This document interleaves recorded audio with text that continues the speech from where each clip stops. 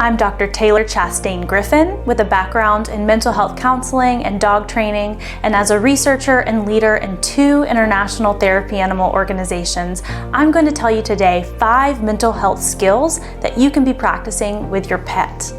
Number 1, emotional regulation. If you're anything like me, a bad mood can sneak up on you. Sometimes you don't even know you're experiencing a negative emotional state until you're right in the middle of it.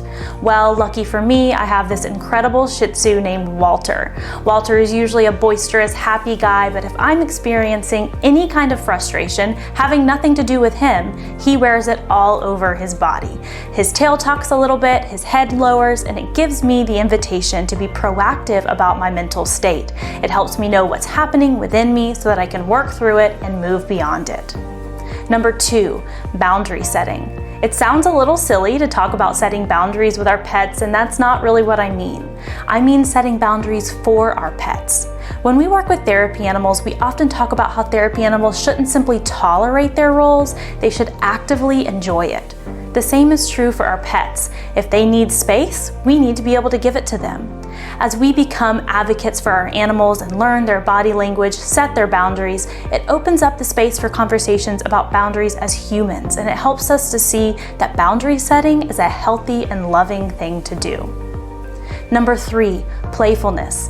All throughout my graduate school experience, our professors were talking about the importance of play. They were talking about how adults tend to lose that art and don't have many opportunities for creative expression and lightheartedness.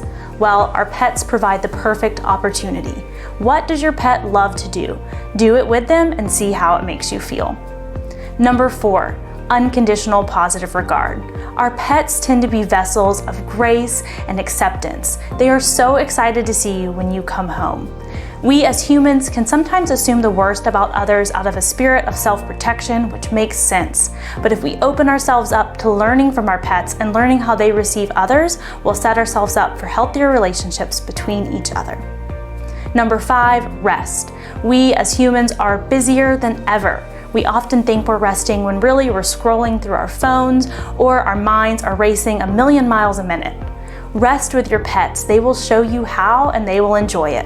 When you take some time to just be still and be present with your pets, your mental health will improve.